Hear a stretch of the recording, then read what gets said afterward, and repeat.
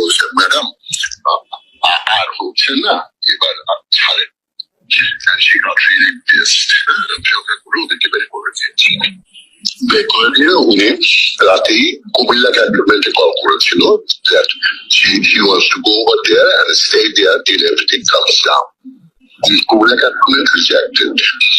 তারপরে পরের দিন সকালে যখন ওরা আসলো, এই army chief, navy, air force, police chief, ওরা এসে বলছে যে ম্যাডাম যে you should step down now, আপনার কাছে আর এখন কোনো ইয়ে নেই। দেখলে তোমরা কি উঠেছে, তোমরা কি করতেছো এখন পর্যন্ত সবকিছু কন্ট্রোলে না কেন?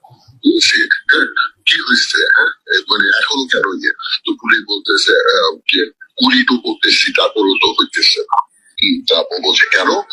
আমার সেকেন্ড টাইম মিটিং এ আসে না, ওই মিটিং রুমটাতে SSF এর ওরা 8-10 জন ছিল, যে ওদের সবাইকে বলেছে যে কিপ ইউর গান রেডি, উল্টাপাল্টা দিকে শুট করতে। দে হ্যাড দেয়ার মানে রিভলভার আর এভরিথিং রেডি, মানে লোডেড।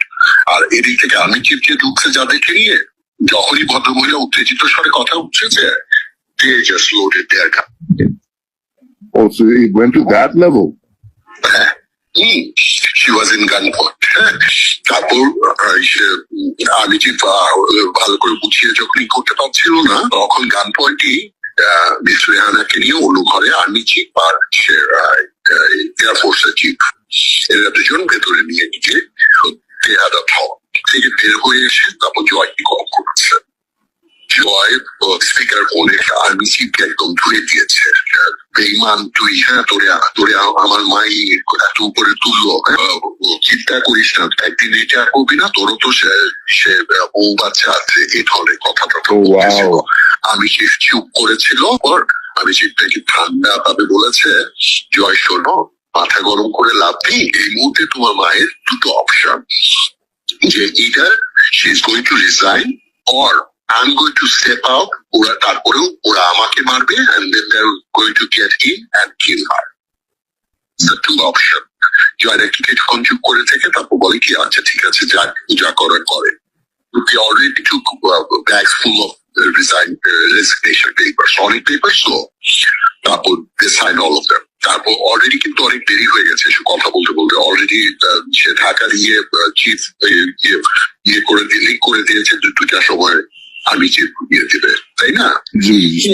দেরি হয়ে গেছে। হ্যাঁ, তখন রিজাইন করার পরে সে পুলিশ চিফের দিকে তাকিয়ে বলেছে, আমি যাওয়ার 1 মাসের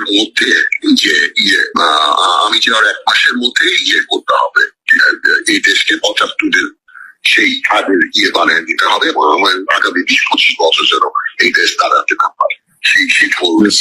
Well, I can totally see her saying this. She's a psycho. Yeah. She's a psycho. তারপরে চিফেরা বলছে, the best I can do is give her safe passage. Either that or she'll be dead as well.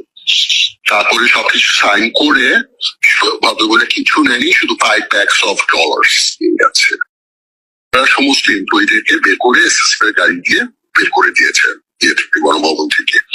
তারপর সেকে not করেছে, তারপর গাড়ি সব সামনে এসছে, ঢুকেছে, এবং তখন ঢাকার সে অর্ডার করেছে যে ওই পেছন দিকে অলরেডি এর আগে দিনকে 84 brigade or something like that, মনে থাকে না, তাদেরকে করে রেখেছে, এমপ্লয় করে রেখেছে, পুরো ওই সংসদ ভবনের রাস্তাটা করে ফেলছে। আর ওই যে পেছন দিকে ওই শ্যামলী ট্যামলি আছে না, ওই সব আটকানো ছিল না, ওগুলো সব খুলে দিয়ে গণভবনের গেট খুলে দিয়েছে। তো ওই দিক থেকে মানুষ ডিস্ট্রাক্টেড হয়ে এইদিকে ঢুকছে, আর ওরা এই দিক দিয়ে বের হয়ে চলে যাচ্ছে। সো দে ওয়েন্ট টু তেজগাঁতে আসলো, এর মধ্যে এয়ার চিফ যে কার্গো প্লেনটাকে অলরেডি আগরতলা পাঠিয়ে দিয়েছে। They got into the chopper and went to Ganabhaban. প্রেসিডেন্টের সাথে দেখার পর প্রথম কথা বলছে, তোমাকেও কিন্তু আমি তুলেছি। প্রেসিডেন্ট আর কি বলেছে, ম্যাডাম আমি কি করবো, আমার তো এখানে কিছুই করার নেই। তারপর এভরিথিং, এবং বের হওয়ার আগে নাকি বলেছি আজকের মধ্যে খালেদা জিয়া আর সমস্ত শিবির আর বিএনপি নেতা সকলের বাই করবি। সে বের হয়ে এসছে। দেন ওখান থেকে তেজগাঁয়ে আসছে, চলে গেছে।